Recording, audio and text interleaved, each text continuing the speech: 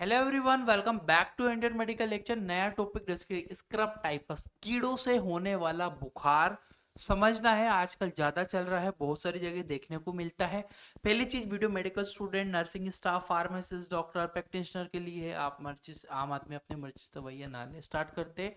Scrub typhus basically होता क्या है, सिम्टम्स क्या है, लक्षण क्या है, क्यों होगा, दवाइयाँ क्या है, क्या इसको ठीक करेंगे, कैसे ट्रीटमेंट ऑप्शन है, सारी चीजें डिस्कस करते हैं। What is scrub typhus? Scrub typhus basically होता क्या है, एक कीड़ों से होने वाला बुखार है। ये बेसिकली एक कंप्लीट साइकिल होती है जिसके थ्रू ये हमारी बॉडी में इंटर करता है और इंटर करवा के हमें इन्फेक्शन कोज करता है। Scrub typhus is a infection that infectious disease that is caused by bacteria called Orientia tustus ओरेंटिया तुस्तुस गामुशी। तुस्तुस गामुशी एक बैक्टीरिया है जिसके कारण क्या होता है, कीड़ा है एक प्रकार का, तुसु तुसु गामुशी, जिसके कारण ओरेंटिया फैमिली से है। ओरेंटिया तुसु तुसु गामुशी ये हम बेसिकली इन्फेक्शन कोज करता है जिससे हम लोग बुखार आती है इस कीड़े से काटने के कारण।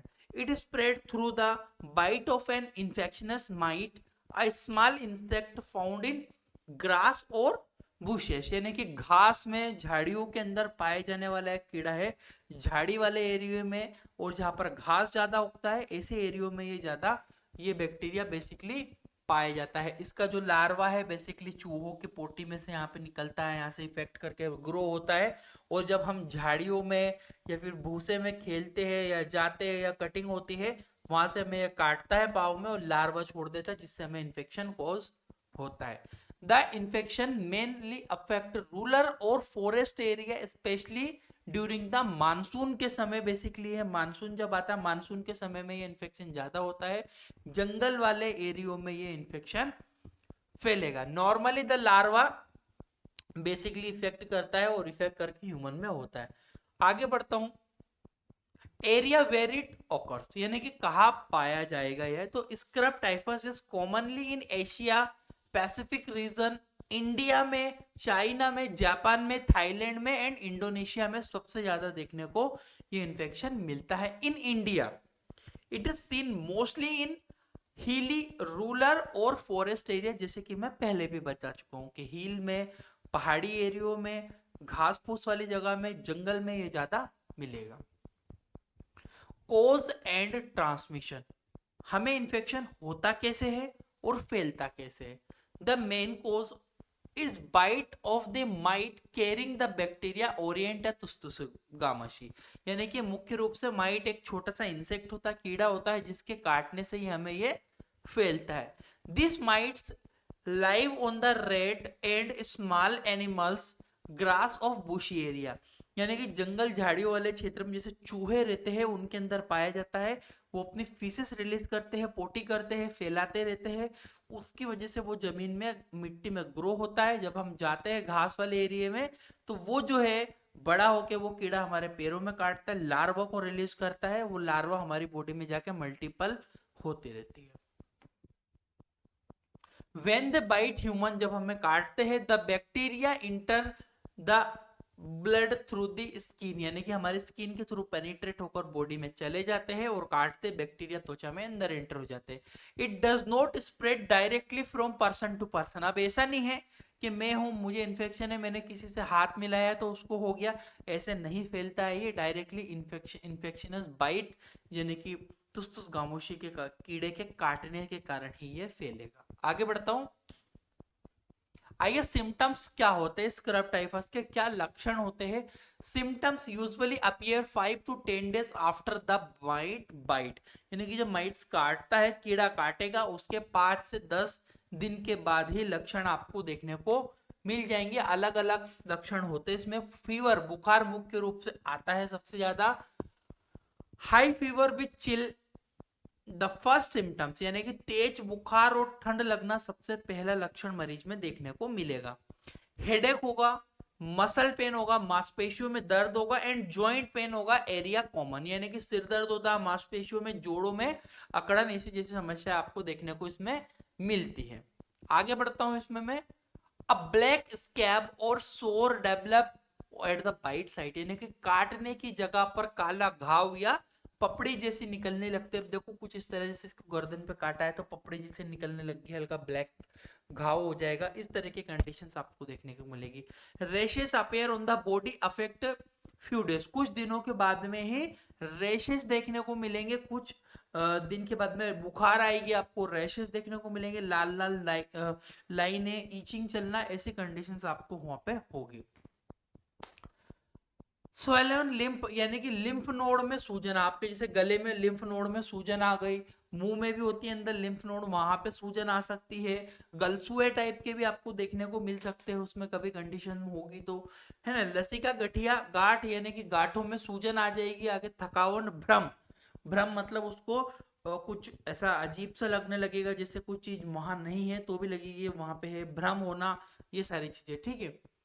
इट्स सीवियर केस, बहुत ज्यादा सीवियर होने पर ब्रीथिंग डिफिकल्टी हो सकती है, लो ब्लड प्रेशर मरीज का हो सकता है, एंड ऑर्गन फेलियर की कंडीशन भी हो सकती है अगर समय पे ट्रीटमेंट पेशेंट को ना मिले, टाइम से ट्रीटमेंट टेबल ना रहे तो। क्लियर है। आइए डायग्नोसिस की बात करते हैं। आप पेशेंट को कैसे डायग्नोस कर पाओगे, पेशेंट आया उसको डायग्नोसिस आप कैसे करोगे, तो doctor firstly check the clinical symptoms and presence and the eschar black wound, यानी कि जो काला घाव हुआ है जहां पे काटा है कीड़े ने, वो एग्जामिन करेगा, देखेगा क्या इन्फेक्शन पेशेंट को है। अब इसमें blood test done confirm the infection. अब ब्लड टेस्ट हमें बेसिकली कंफर्म करने के लिए चाहिए होगा, करने के लिए तो आईजीएम जो होती है, एलाइजा टेस्ट के थ्रू डिटेक्ट एंटीबॉडी अगेंस्ट ओरिएंटा तुस्तुस गामुशी। तुस्तुस गामुशी के अगेंस्ट में जो एंटीबॉडी डिटेक्ट होती है वो हम एलाइजा टेस्ट के थ्रू पता कर पे कंफर्म कर पाते। PCR polymer chain reaction test भी होता है जिसे भी हम कर सकते हैं। इसके अलावा liver and kidney function test, LFT RFT check to done the complication, यानी कि हम लोग एलएफटी आरएफटी भी पेशेंट का करवा लेंगे, साथ में सीवीसी टेस्ट भी हम लोग प्रेस्क्राइब करेंगे ताकि हमें ये पता लगे कि लीवर किडनी में ज्यादा इन्फेक्शन तो इसकी वजह से नहीं हुआ है। आते हैं ट्रीटमेंट पे। सबसे पहला एंटीबायोटिक ऑप्शन बनता है, फर्स्ट लाइन जो ड्रग होती है, फर्स्ट लाइन ड्रग जो होती है डॉक्सीसाइक्लिन, बेसिकली इसके अगेंस्ट में बहुत ज्यादा इफेक्टिव मानी जाती है। Doxycycline is a most effective antibiotic Orientia tsutsugamushi के अगेंस्ट में डॉक्सीसाइक्लिन के नाम से मिलती है।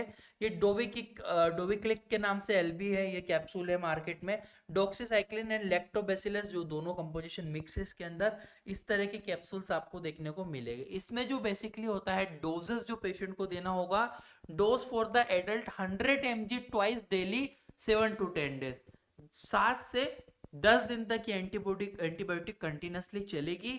इसमें है आपको जो डोजेस है 100 mg के टैबलेट्स या कैप्सूल्स इस्तेमाल करना है। यहाँ पर कैप्सूल फॉर्म अवेलेबल है, डॉक्सीसाइक्लिन डॉक्सी के नाम से भी मिलते हैं। चिल्ड्रन के लिए अगर बात करूं 8 ईयर के अबव के लिए तो 2.2 mg पर केजी बॉडी वेट्स के अकॉर्डिंग ट्वाइस डेली, दिन में 2 बार पेशेंट को प्रिस्क्राइब कर। इसके इंजेक्शन फॉर्म भी है, टैबलेट्स फॉर्म भी है, दोनों में से कोई से भी आप इस्तेमाल पेशेंट को कर सकते हो नीड के अकॉर्डिंग। डॉक्सीसाइक्लिन जो होती है act by inhibiting the bacteria protein synthesis and stop the bacterial growth. ये करती क्या है, मरीज को जब दोगे तो बैक्टीरिया के सिंथेसिस को रोक देगी, उसके डीएनए सिंथेसिस को तोड़ेगी, जिससे बैक्टीरिया ग्रो नहीं कर पाएगा और डाई हो जाएगा। फीवर जो होता है basically usually start to decrease, 48 घंटे में बुखार कम होना चालू हो जाता है इस दवाई को देने के बाद में डॉक्सीसाइक्लिन को। आगे देखिए इसमें सपोर्टिंग ट्रीटमेंट क्या हो सकता है। सपोर्टिव ट्रीटमेंट में basically supportive care equally important to the prevent complication and maintain the organ function. जो है आपका बॉडी दूसरे सिम्टम्स, जो सिम्टोमेटिक ट्रीटमेंट भी आपको करना। एंटीबायोटिक आपने दी वो तो बैक्टीरिया को मार देगी, ठीक करेगी। सिम्टम्स बुखार जो आ रही है बेसिकली उसके लिए क्या करोगे, फीवर मैनेजमेंट के लिए पैरासीटामोल का इस्तेमाल करोगे। एसिटामिनोफेन की ड्रग है, कंट्रोल फीवर करती है बॉडी का, सबको पता है ना। इसके अलावा आप इसमें हाइड्रेशन मेंटेन करने के लिए ओरल फ्लूइड पेशेंट को प्रेस्क्राइब करोगे, आईवी फ्लूइड है। Are giving prevent dehydration, patient को बॉडी में पानी की कमी ना हो तो उसके लिए हम लोग आईवी प्रेस्क्राइब करेंगे। Rest complication, completely bed rest के लिए पेशेंट को बोलेंगे, एडवाइस करेंगे भैया आप रिकवर हो। इसके अलावा न्यूट्रिशनल के लिए सॉफ्ट, लाइट एंड प्रोटीन वाली, प्रोटीन रिच डाइट पेशेंट को प्रेस्क्राइब की जाएगी। इसमें पेन मैनेजमेंट के लिए, दर्द हो रहा है बॉडी में तो उसके लिए if there is severe headache, अगर बहुत ज्यादा सर दर्द हो, मसल में दर्द हो, उसके नियंत्रण के लिए हम लोग बेसिकली मेडिसिन प्रिस्क्राइब करते हैं, दर्द निवारक दवाइयाँ, ठीक है। रिकवरी, बेसिकली रिकवरी कैसे होती है? Most of the patient recover completely if treatment is start earlier. समय पे इलाज करने पर पेशेंट जल्दी ठीक हो जाता है। फीवर जो है यूजुअली 48 घंटे तक रहता है, चाहे आप पैरासीटामोल दोगे तो भी फीवर रिपीट होगा, पर आपको दिन में 3 बार पैरासीटामोल को रिपीट करना होगा 650 mg एडल्ट्स के अंदर, याद रखिएगा।